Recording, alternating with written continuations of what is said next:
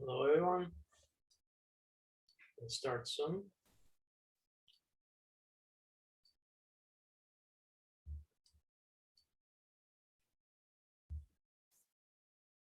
Do you see the presentation?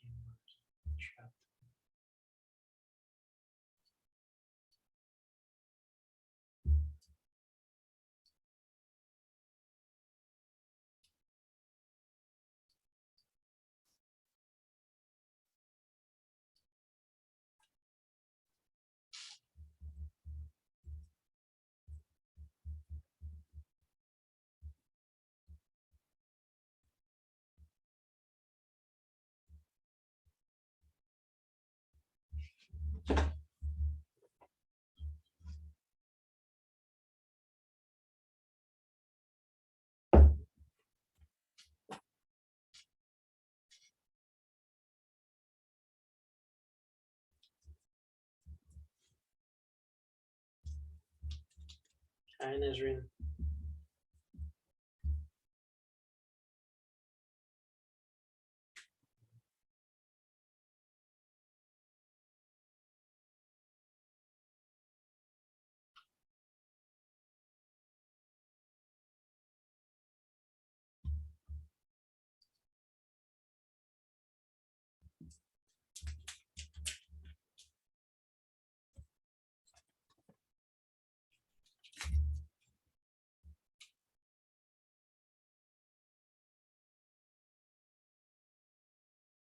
Hi guys, please respond. Do you see the presentation or about the sound?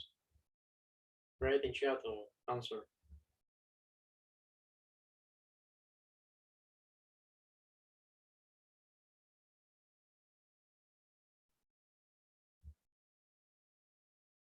Okay.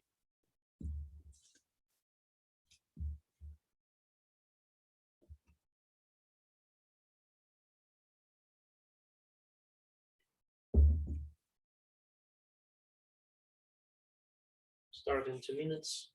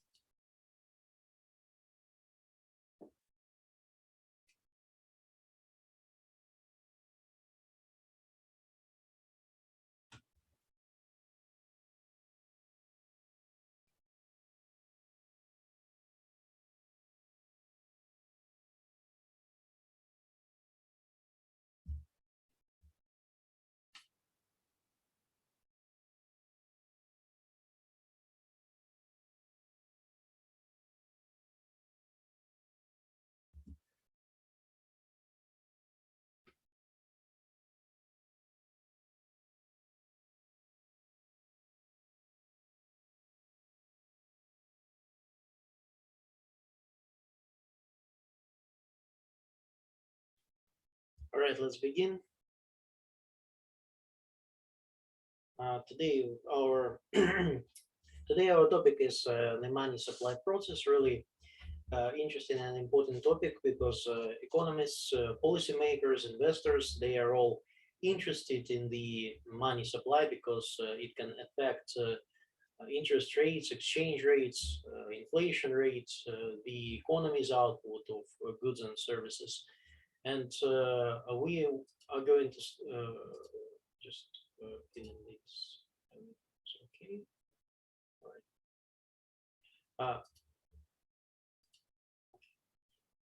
So in different countries, there are different central banks, and we are going to study the money supply process based on the Fed. The Fed is the central bank of the United States, but each country has its own central bank, Bank of Japan, Bank of England, Bank of Taiwan, and they are all managing the money supply. So to understand how a central bank manages the money supply, we need to analyze the factors that determine the money supply and how the central bank can increase or decrease the quantity of money in circulation. So let's start with the Federal Reserve balance sheet and try to capture what's going on here. So we begin our analysis of money supply process by describing what is monetary base. And monetary base is also, it is called high-powered money, the sum of bank reserves and currency in circulation. So all the money which you hold on the deposit in your commercial bank, all the money which public holds there, and all the money at hand in your pocket or in the stores which are used and circulating between people and business. This is all the monetary base. So we are dividing the how money supply how money supply is determined by dividing to three groups: the Federal Reserve banking system and non-bank public. So we by ourselves we're non-bank public because we're households.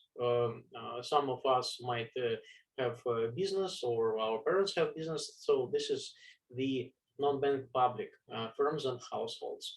Banking system, regular commercial banks, and Federal Reserve or the Central Bank of Taiwan is uh, the organization which is responsible for controlling money. So let's again try to get the idea what is the monetary base or high-powered money. It is simple because it equals the amount of currency in circulation and the reserves of banks, to be more specific. And as we can see that the Fed has good control of the monetary base. The money multiplier links the monetary base to the money supply. And as long as the value of the money multiplier is stable, the Fed can control the money supply by controlling the monetary base. So it's quite easy to understand because this is just the money supply is the largest amount, and we have the monetary base, which is currency in circulation and reserves, and we just multiply this monetary base times some kind of the number, and this number is determined by those three groups. It is determined by the Fed, by banking system, and by non-bank public. So if monetary base is 1 trillion and money multiplier is 1.2, so the money supply is 1 trillion $200 billion, and everything is pretty that straightforward. But what will be the money multiplier, we will determine. So let's understand. This is the money supply. This is the monetary base. So that's money multiplier.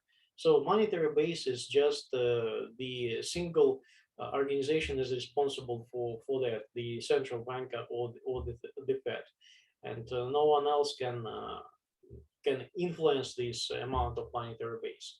How can the Fed determine the monetary base? Because there is like the goal in interest rates and exchange rates, and by following this goal, the Fed tries to establish the money supply. And how can it establish the money supply? Through the money multiplier and through the monetary base. So Fed tries to rise the monetary base or lower the monetary base in order to influence this money supply, this green square. But its influence on the money supply is not that let's say, not that functional, because the money multiplier is not under full control of the Fed. There are also banking system and non-bank public which influence the money multiplier. And as we know from our past, from the financial crisis, this money multiplier was really different, and the Fed tried to rise the money supply, but the money multiplier was not uh, nearly as the Fed initially thought it would.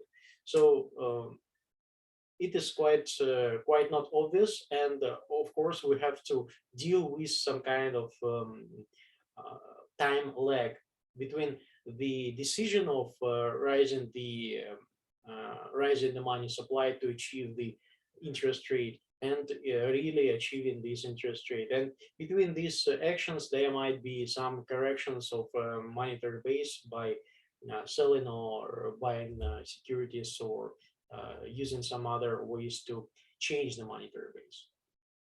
So let's have a look at the Federal Reserve's balance sheet. And this is the example of balance sheet from 2016, to be more specifically August 2016.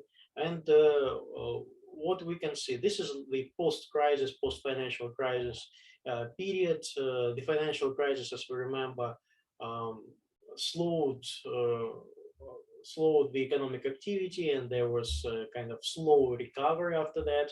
And what Fed did, it greatly expanded its purchases of treasury securities, as it tried to reduce interest rates and uh, to um, to influence spending by households and firms. So it gradually expanded purchases of securities. What can we see here?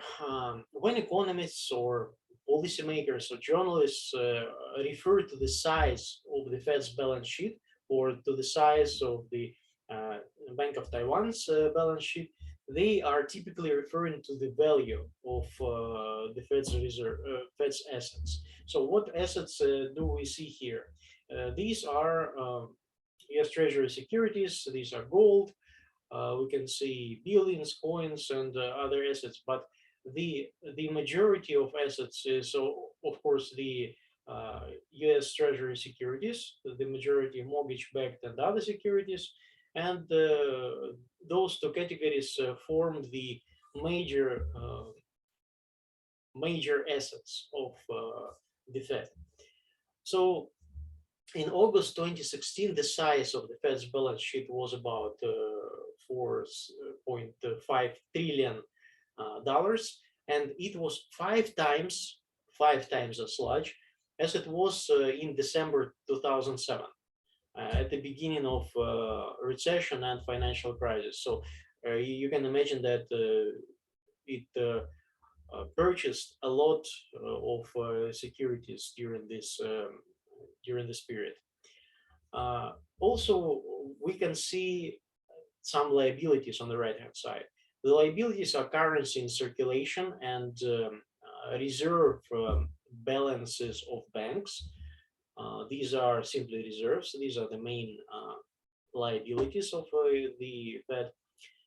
In its role as the government's bank, the Fed also holds deposits for the United States Treasury and for foreign governments of and for international agencies or organizations. And you can see that also these are the deposits, treasury deposits. Yes, these are the main liabilities of the Fed.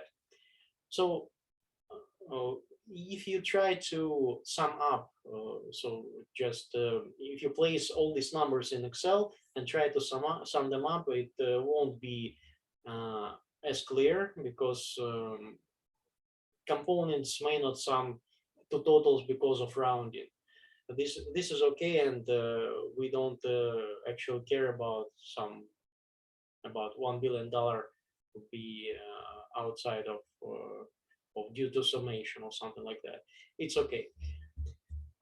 But you have to understand the major categories, and the major categories are pretty straightforward. The others are they we have to maintain, and you can see how many coins we have, not that much, how many billions in value terms, and so on and so forth.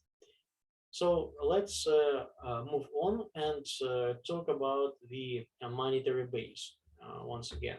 So monetary base. Notice that the sum of currency in circulation and bank reserves, the Fed's liabilities, they equal to the monetary base. Uh, we are treating currency in circulation as the amount of paper currency printed by the Fed and circulating in the economy. So this is the currency in circulation. Uh, Currency in circulation includes currency held by banks, which is called world cash. Currency held by non-banks, they called currency in M1. Okay, non-bank public, that means households and firms. Those currency which they hold, this is M1. So currency in M1 equals to this simple formula: currency in circulation minus vault cash. Vault cash, once again, is currency held by banks, and M1 not banks. So reserve balances of banks on the Fed's balance sheet equal deposits by commercial banks with the Fed.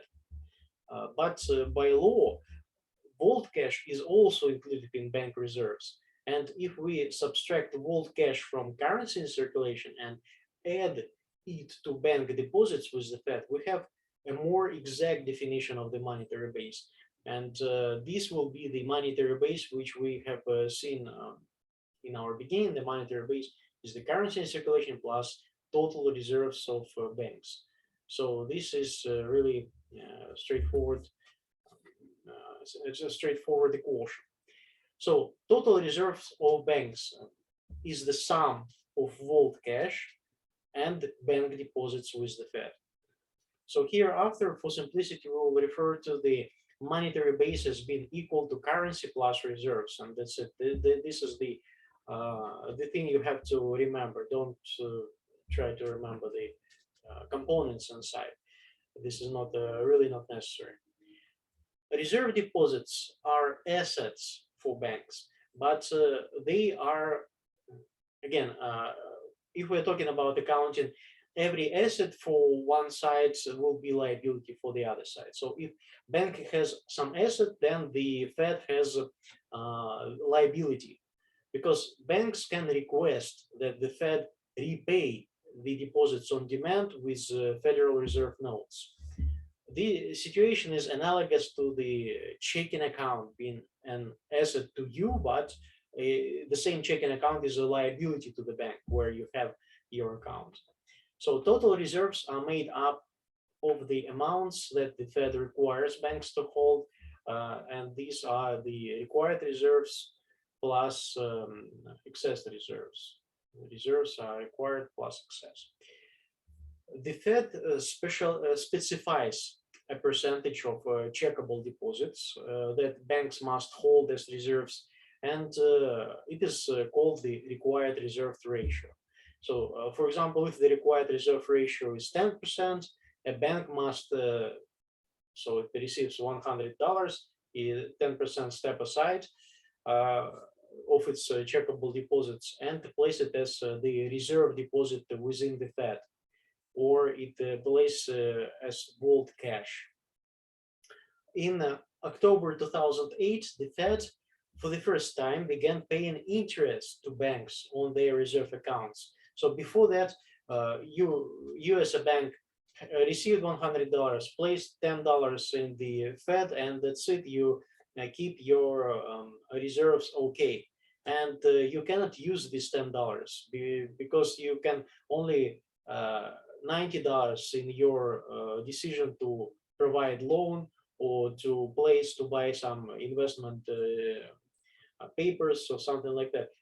but $10 they were just lying. So in October 2008, everything was changed because the the Fed started to pay some kind of interest, really low interest, but still, it was about 0.75% in early 2017, and it was, let's say that everything is really bad in the economy, and the bank cannot trust any kind of investment security, and it cannot trust the customers to provide. If the bank provide loan, the customers won't be able to repay. So what the bank have to do?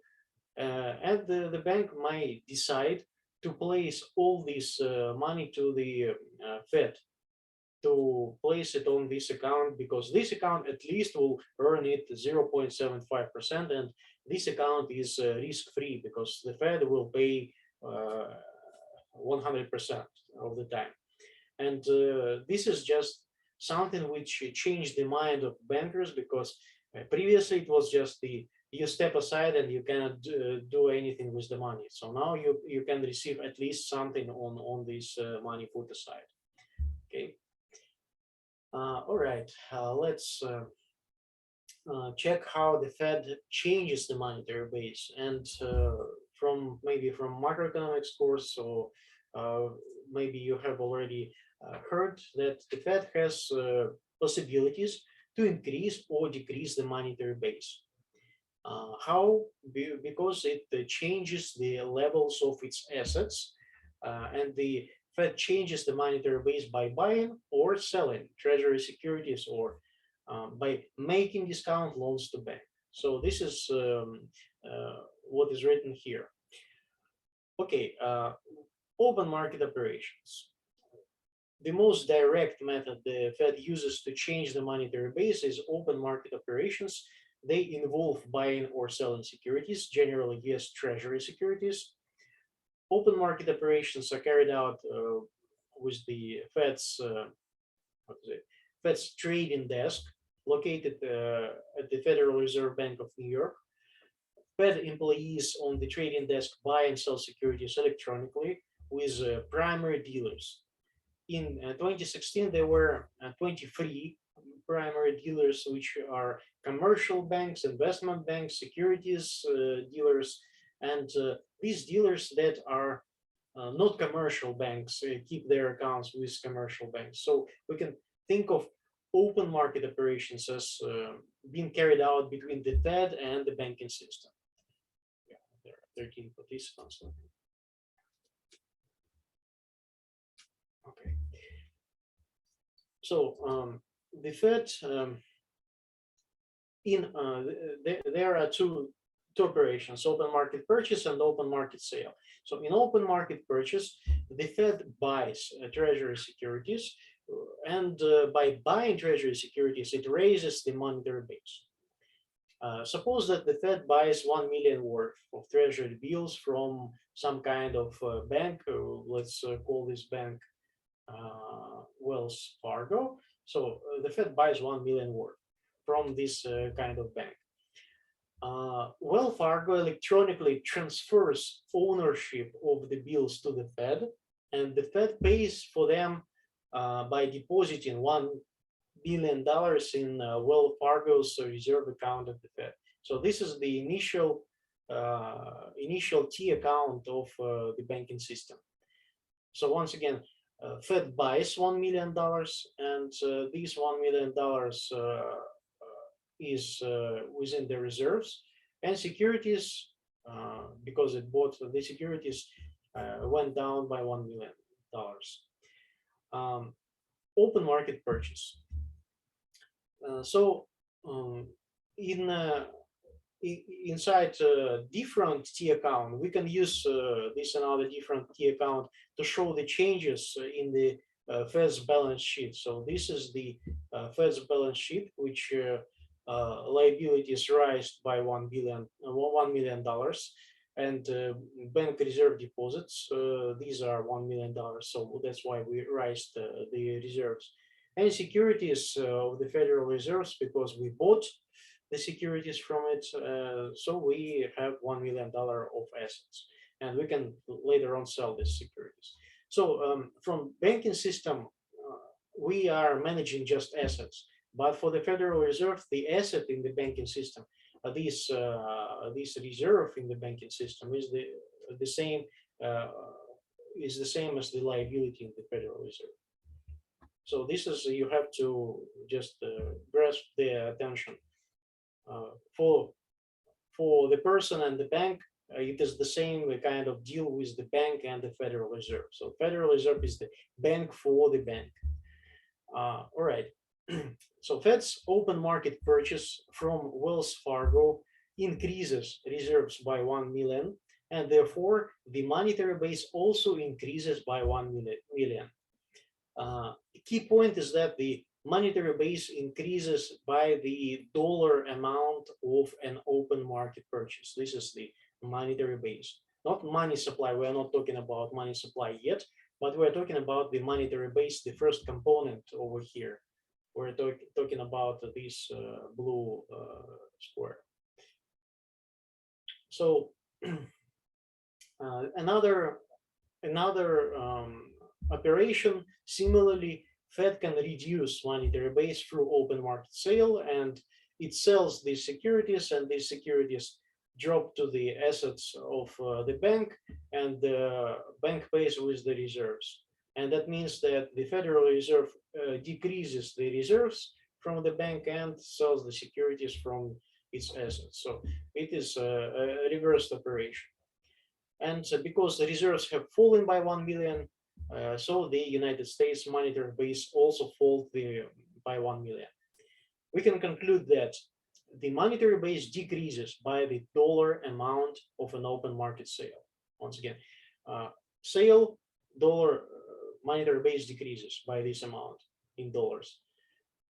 Purchase, monetary base increases by the dollar amount of an open market purchase.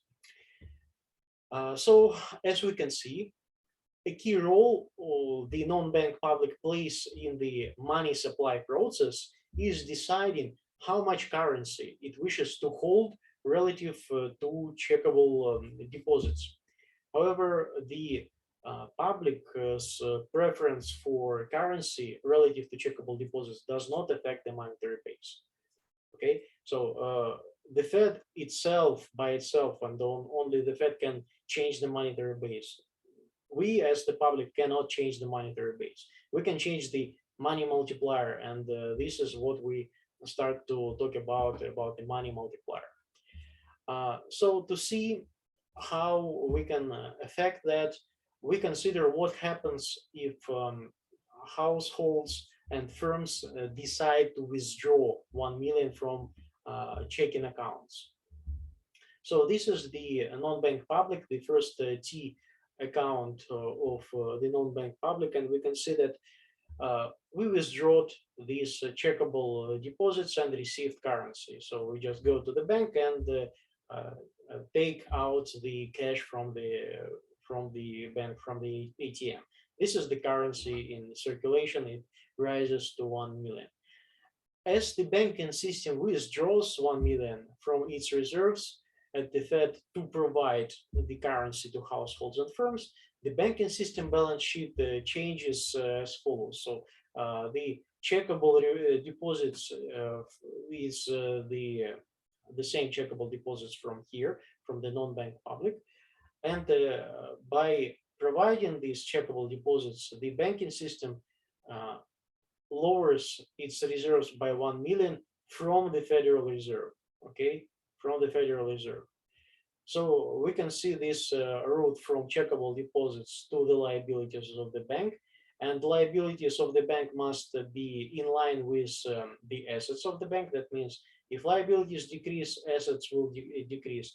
Asset of the banking system is the liability of the Federal Reserve. So the route is like that. Okay, we have about 5 minutes, and then we have to reconnect. Notice that although one component of the monetary base, these reserves, have fallen by 1 million, the other component, the currency in circulation, it rises by 1 million. So in the end, the currency of circulation and the reserves, they just end up with zero, right? So if this is zero, this is zero, the money supply is not changing. We just have the same kind of money which were previously were in the deposits, and now we have it in our pockets. This result is important because it means that the Fed can increase and decrease the monetary base through open market operations without the changes being affected by how much currency the non-bank public wishes to hold relative to checkable deposits. Okay, so this is the main idea you have to grasp. Fed can change the monetary base, but the public cannot change it. We just end up with zero by taking money from our deposits. All right. Next thing is discount loans. Discount loan.